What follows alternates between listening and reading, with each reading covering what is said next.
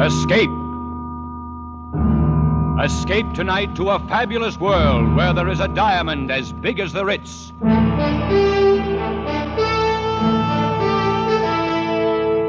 The Columbia Broadcasting System and its affiliated stations presents Escape, a new series of programs of which this, the third, is The Diamond as Big as the Ritz by F. Scott Fitzgerald, produced and directed by William N. Robeson.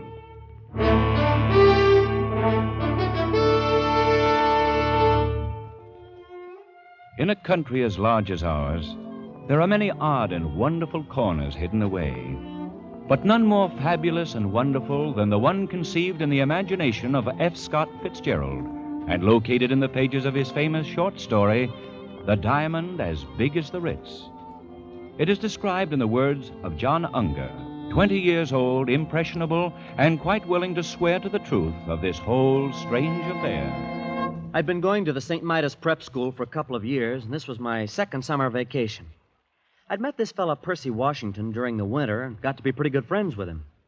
Only I didn't know about his family or where he came from or anything like that. Of course, I knew he must be rich, because all the fellas at St. Midas come from wealthy families. So when he invited me to spend the summer at his home out west someplace, that was okay by me. Well, we'd been on the train overnight when he first mentioned it. I don't even remember now what led up to it. We'd been talking about first one thing and then another. Exactly where is your home, Percy? I mean, you bought the train tickets and all. It's in Montana, sort of. Montana? Oh, yes. It's pretty wild country, isn't it? Some of it is. Well, now, you take Hades, Missouri, where I come from. It's been settled for 150 years. One of the first towns on the Mississippi River. Indeed. Oh, sure. That's very interesting. Well, I sure do appreciate you not making jokes about it. You know, the way some of the fellas do when I say, I come from Hades. Why, my father's plantation stretches from... John, do you know that my father is the richest man in the world? Oh? By far the richest? Well, I read about a man that paid taxes on a $5 million income. Small fry. If my father paid tax on his real income, it'd disrupt the whole economy of the United States. No kidding. I like rich people. And the richer a fella is, the better I like him. My father could buy out all the millionaires in the country and not even know he'd done it. Is that a fact? Well, I visited the Schlitzer Murphys once. They're plenty rich. Why, their daughter Vivian's got rubies as big as hen's eggs. And sapphires that glow like headlamps. I like jewels. Always have. I used to collect them instead of stamps. And diamonds. Why, the Schlitzer Murphys had diamonds as big as walnuts. Oh, that's nothing. Huh? Nothing at all. My father has a diamond as big as the Ritz. Please, I'm not joking. But you mean as big as the Ritz-Carlton Hotel? Exactly. My father has a diamond as big as the Ritz.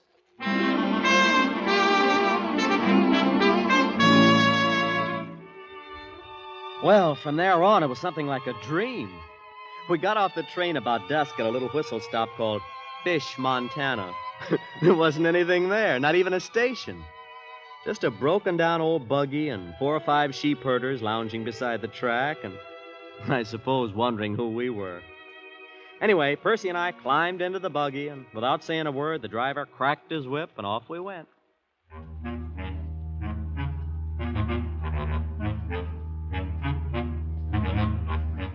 I don't know how far we traveled. We didn't seem to be following any road. And after an hour or so, it got dark, but the driver kept right on, never saying a word. I hope you'll pardon this inconvenience, John, but we have to take certain precautions, you know. Oh, that's all right. Anyway, we're almost there. Your home, you mean? Oh, no, to the place where we consider it safe to transfer. Transfer? What do you mean? There's the signal now. Headlights. Pull up the horse, Absam. Here we are. An automobile. But how? Well, there's no road. Oh, this car's specially built. Doesn't need roads. Welcome home, master. Good evening, Gigsum.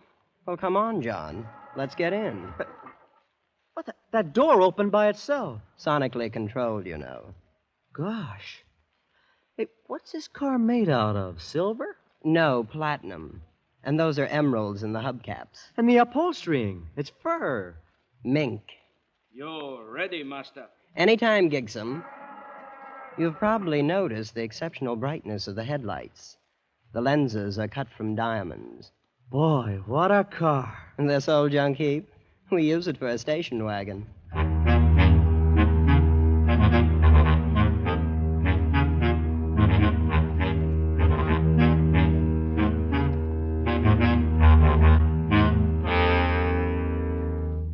What are we stopping for? This is just a deserted canyon. Oh, we're not there yet, John. It's a little further. Wait, you'll see. Hello, Clark! Lower away! Percy, what's that? That noise. They're sending the hooks down. Hooks. Yes, to attach to the wheels. You know, that's what Gigsum is doing now. But Oh, yes, I forgot to mention. Gigsum will look after you during the visit. Look after me? Your personal valet. Of course, there'll be other slaves available, too, whenever you need them. Do you have a lot of slaves? Oh, 300 or 400, I suppose. Oh, all ready, Gigsum? Yes, master. Hello! Haste away!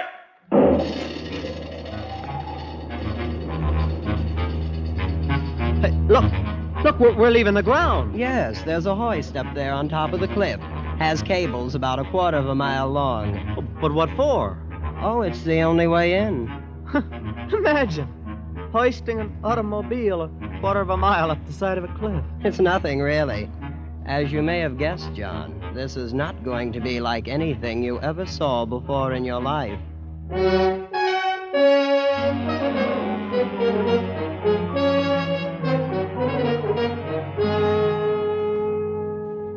Well, John, there it is. That's your home? Oh, it's magnificent. Palatial. It's not a bad little place. How big is it? I suppose you mean the number of rooms. I think it's around 140. But Father may remember exactly. Then, of course, there are other buildings. Slaves' quarters and things. Why hasn't anybody ever found out about it? This place, I mean. Well, for one thing, it's the only 5 square miles in the United States that have never been surveyed. Huh? Why not?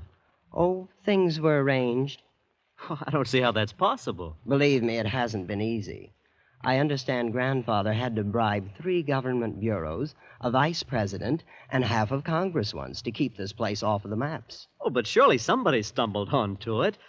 Prospectors, people like that? Oh, yes, that happens occasionally. Then, of course, we have to arrange things.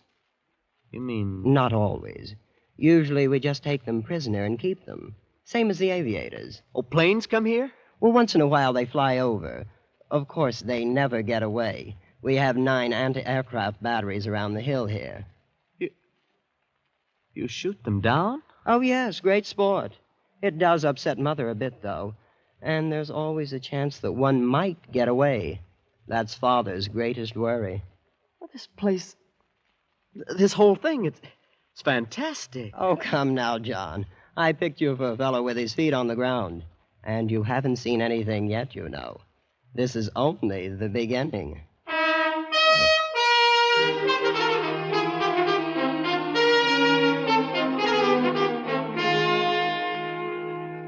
And it was only the beginning.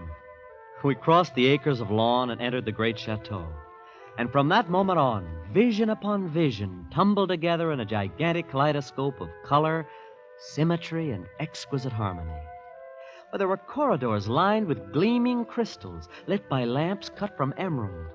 And there were great halls carpeted with chinchilla fur and ermine, and some with floors of clear transparency, flaming in the shifting glow of a myriad-colored fire beneath them. And there was a white-haired man, pink-faced and pleasant, who was Percy's father, and a lovely lady with dark hair piled high on her head like a fragile queen, who was Percy's mother. Soft music came from hidden places. Perfumes filled the air, exotic foods and wines more rare than pearls. And finally, sitting in my chair in the great banquet hall, I quietly fell asleep. I thought there could be no more nor greater wonders. I was wrong. There were many more and greater ones. And one of them I discovered the next morning in the garden.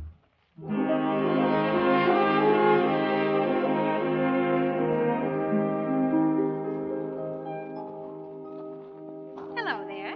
Huh? Oh, you're lovely. My name is Kismine. You're John Unger, and you're a friend of my brother. Are you from the East? No. Well, at least not exactly. I'm from Hades. Oh. Missouri. Would you like to sit down here on the grass? Well, yeah, sure I would. I'm going east to school this fall. Do you suppose I'll like it? I think so. Of course, it'll be different from all this. Well, that's what Jasmine says, and she's in the East now. I've never been outside. Who's Jasmine? My sister. She's older than I am. I hope you won't be offended, but well, you're the most beautiful girl I've ever seen. Yes, I know. What? I surprised you, didn't I? A year ago, I would have said thank you. But Father says it's very necessary to learn to take things for granted. So now I just take it for granted that I'm beautiful, you see? You're pretty sophisticated, aren't you? Oh, I'm not at all. I think sophisticated young people are terribly common. I'm not a bit like that. No, I didn't really mean it. I only said it to tease you. Well, I'm glad. I wouldn't want you to think anything like that. Why, I don't smoke or drink even. And I never read a thing except poetry. I was only kidding. I believe girls should enjoy their youth in a wholesome sort of way. Oh, so do I. I like you, John. I wish you'd spend some of your time with me this summer, not all with Percy. Oh, I will, Kismine. I will. You may be in love with me if you'd like to. I'm absolutely fresh ground, you know. I am in love with you. But of course we'll have to meet secretly. My parents wouldn't permit it if they knew. Well, then that's what we'll do. Well, I have to go now. I'm supposed to be with Mother at 11. Aren't you going to ask me for a kiss? Jasmine says boys always do nowadays. Well, some of them do, but not me. We don't expect nice girls to do that sort of thing in Hades.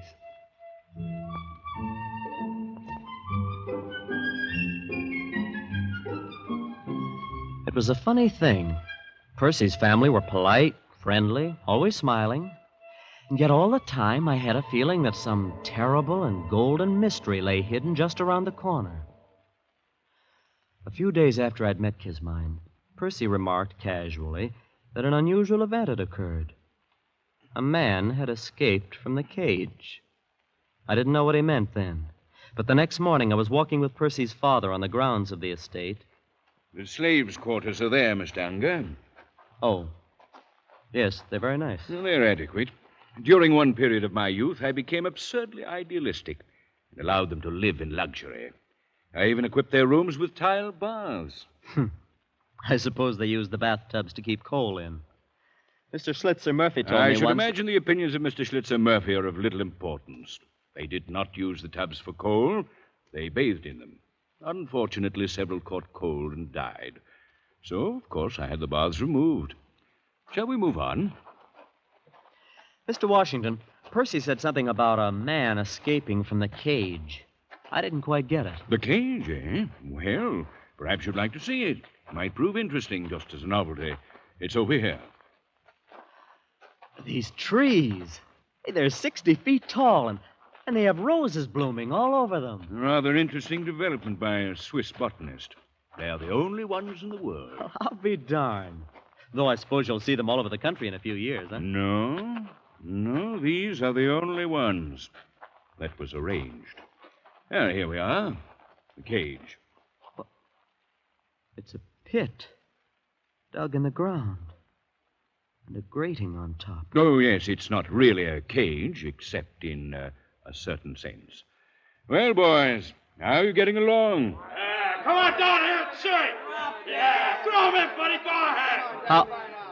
How many men are down there? About 50, as I recall. Who are they? Oh, aviators we've shot down, wandering prospectors, men of that sort. Yes, but why are they kept there? They've all had the common misfortune of having discovered El Dorado. Gentlemen, What's he want? I'm sure you'd like to know that your companion who departed without my permission has been taken care of. We know what you mean, you. He was shot He was shot by some of my agents in 14 different places. Golf, Mr. Unger? They found him then? The man who got away? Those places were towns. My agents were over eager. None of them could offer a positive identification. I'm afraid the man may still be at large. So you see, it's not all utopia here. We do have our difficulties. Isn't it a little unnecessary holding them like that? Well, not at all. It's the only way to keep this place hidden. Yes, I guess that must be important. Percy was telling me something on the train. I thought he was just kidding. But he said you had a diamond as big as the Ritz-Carlton Hotel. Oh, yes, indeed.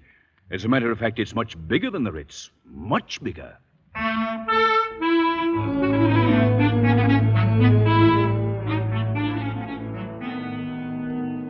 Well, summer went on, and I was more and more in love with Kismine. Oh, she was priceless, exquisite, like no other girl in the world. After a couple of weeks, I'd kissed her, of course, and I was really in love for the first time. Oh, I should have known. I should have put two and two together when Percy's father showed me the cage. But I didn't until one morning late in the summer, I'd slipped off with Kismine to the rose garden. Kismine, I think we ought to elope. Oh, I don't know.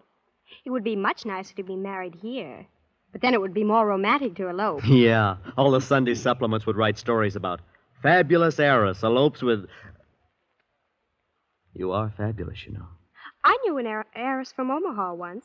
I don't think you'd like her. She visited my sister here. Oh, you've had other guests then, huh? Well, yes, we've had a few. Wasn't your father ever afraid they might talk outside? To some extent. Oh, let's talk about something pleasanter. What's so unpleasant about it? Well, I grew quite fond of some of them. You mean they told and your father... Oh, they didn't get a chance to. Father had to be sure.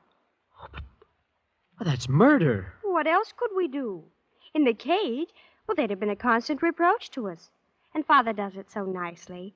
They're always drugged in their sleep, and then we tell their families they died of scarlet fever in Butte. I'm not sure how that affects the statistics there. Of all the horrible... Oh, it is not. After all, it'd be terribly boring here without ever having anybody.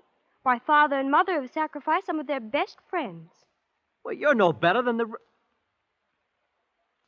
Well, then, that's what they plan to do with me. Oh, couldn't you forget it? And be nice to me until you're put away. It's only for 2 or 3 weeks. You'd go on this way, kissing, talking about love, when you know I'm not much better than a corpse? You're not a corpse. You're not. I won't have you saying I kissed a corpse. Oh, that wasn't what I said. You did, too. I did not. You said Just that... a moment. Father. Who kissed a corpse? Well, nobody. We were joking. You two haven't any business here anyway. Kismine, go read, go play golf. Don't let me find you here when I come back. Yes, Father. Good day, children. You see? Now he knows. You've spoiled everything. You don't really love me. Kismine, you... Look, tell me, what's the reason for all this secrecy? What if you are rich and have this place? Why would it be so terrible if anybody found out about it? Why, it's on account of the diamond, of course. Diamond? What is this diamond all of you talk about? Well, it's the... Oh, you'd better ask Percy. I'm always getting things mixed up. Well, I will ask him. And another thing, I'm getting out of here tonight if I have to dig through the mountains. I'm going back east. Take me with you. No. Why not? Kismine, dear, your father wouldn't permit it. If you won't take me, I'll go tell him I want to marry you. No, you can't do that. He'd bump me off this afternoon. Oh, please take me, darling. We'll be terribly poor and very happy. And I'll cook things for you. Oh, herbs and berries and things. Won't that be fun? You will, won't you, John? Well, my head was really in a whirl. This whole thing was fantastic. And so was the family, even Kismine. I couldn't think of anything to do, but... Well, I rushed to see Percy. But, John, why didn't you ask me before? Because I thought you were kidding all the time. I know you wouldn't have believed me if I'd told you. Yeah, well, I'm ready to believe anything now. Well, it was Grandfather who started the whole thing. Purely by accident. He came out here from Virginia after the war between the states and stumbled onto it. Onto what? The diamond. That's what made this all possible, of course. Grandfather spent 2 years going around to different cities of the world selling bits of it. Then he started building this place. He put his money in jewels. But Father found that radium took much less space. Yeah, but why the secrecy? Oh, it just wouldn't do if anyone found out. Ruin the economy of the world. The thing's too big. This has been going on for 3 generations, then. The cage and this thing of inviting friends. Oh, yes. You see, there wasn't really any danger before airplanes. They are what worry us. You knew when you invited me here what would happen. Please, John. I thought you'd be more sensible about it. After all, you can see my position. Oh, yeah. Well, where is it? Where do you keep this diamond that's caused so cockeyed much trouble? Oh, I thought you'd guessed. You've noticed the hill the chateau stands on. Yes. It contains a cubic mile. And, except for a thin covering of dirt, it's one big, solid diamond.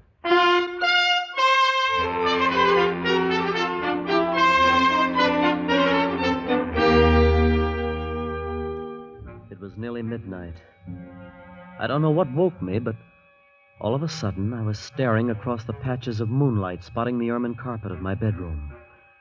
Staring at 3 slaves I'd never seen before. They just slipped inside the door and stood there, each with a vicious length of shiny copper wire. The official executioners. I lay there on the bed watching them, counting heartbeats, not daring to move, not daring not to move. They didn't know I'd wakened, and they began edging across the room. Come on, all 3 of you. There's no time now for this. All hell's broken loose. Hurry!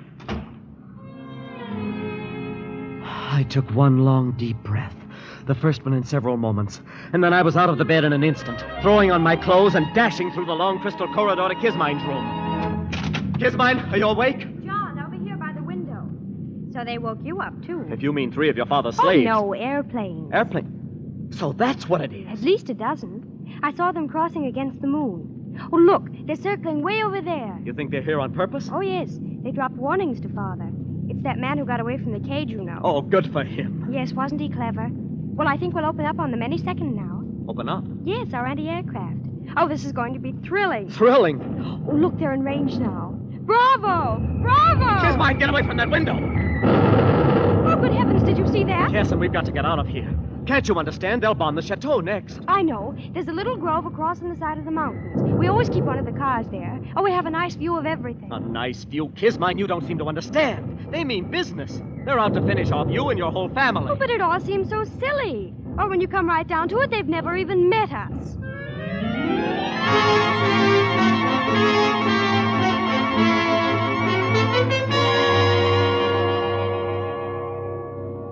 What time is it, John? Is it morning yet? I don't know. I've lost my watch. Seems to be getting lighter, all right. It's quieter, too. Now, they've knocked out your father's guns. Every last one of them. Won't be long now. Oh, it seems such a shame. The family'd put so much work on the place. Everything's always been so pleasant. Yeah. Well, you better get some sleep, Kismine. I'm going to walk down the path a little ways. Oh, you'll come back. Yes, Kismine. I'll come back. At the edge of the wood, I stopped and looked out across the valley toward the wrecked chateau standing on its diamond hill in the center. The bombing had stopped. The planes droned over the far rim of the plateau, seeking some sort of formation. Then, on a little knoll just below me, 3 men appeared suddenly from the underbrush. The first one strode imperiously ahead, and the other 2 bore a heavy burden between them. It was Mr. Washington and 2 of the slaves. I stepped behind a rock and stood motionless, watching them. All right. This is far enough. We'll stop here. Now, hoist it up. Hold it there. Both together. Easy now. There. The burden they held up to the heavens was an immense diamond, cut and polished, catching the first faint rays of the dawn and gleaming like a fragment of the morning star. Now, you out there. You there. I could see no one else anywhere in view. You above there. I want you to understand this is only a sample. I'll give you 1,000, cut as fine. set in pedestals of platinum. And I'll build you a temple 1,000 feet high, cast of solid gold. And on the top of it, I'll put one diamond 100 feet across, set there forever to catch the rays of your sun. A thought began to dawn on me. I couldn't believe it. I'll letter your name on the temple in emeralds, and I'll see that the whole world worships at its base. All you have to do is make everything the way it was before. Mr. Washington was offering a bribe to God.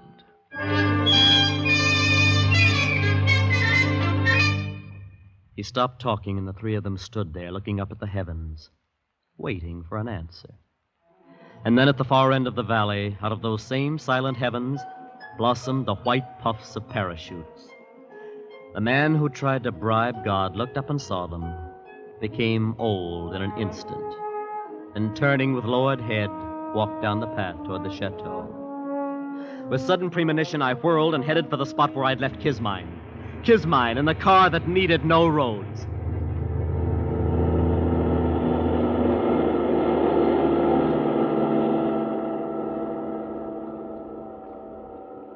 Haven't we gone far enough, John? I suppose. We're 10 miles from the chateau. Oh, it's all so hectic. This rushing about and losing sleep and everything. Hand me those field glasses. Here they are. Well, can you see anything? No. Wait.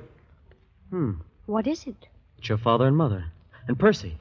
Yes, and the two slaves, still carrying that big diamond. Oh, wait. They're going in a tunnel down below the chateau. So that's it. They've got an underground escape. No, I remember now. The mountain's wired. Some kind of atom bomb. Atomic bomb. Oh, that's it. Father's had it for years. He always said it would disintegrate the whole works, diamond and all. Of course, he only regarded it as a last resort. So he'd rather have it like that. Well, they're all inside the tunnel now. The troopers are moving in. I don't suppose there's really anything to be done about it now. And there wasn't.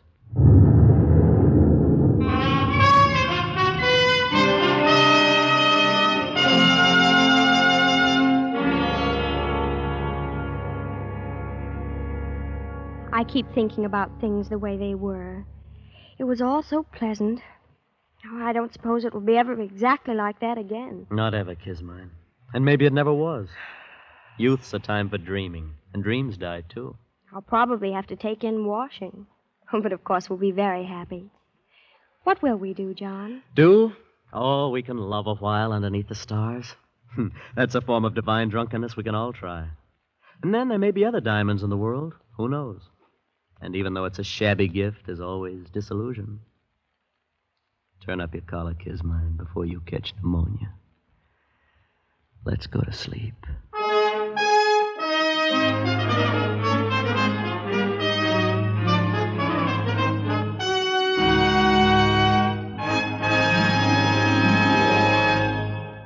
The Diamond as Big as the Ritz by F. Scott Fitzgerald was adapted for radio by Les Crutchfield and produced and directed by William N. Robeson, with Jack Edwards Jr. as John, Danny Merrill as Percy, and Linda Mason as Kismine.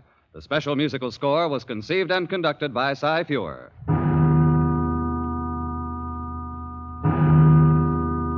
Escape is presented by the Columbia Broadcasting System and its affiliated stations each week at this time. Next week, we invite you to escape to the China Seas with Joseph Conrad in his gripping story of a typhoon. And so, good night until next week at this time, when it will again be time to escape. This is CBS, the Columbia Broadcasting System.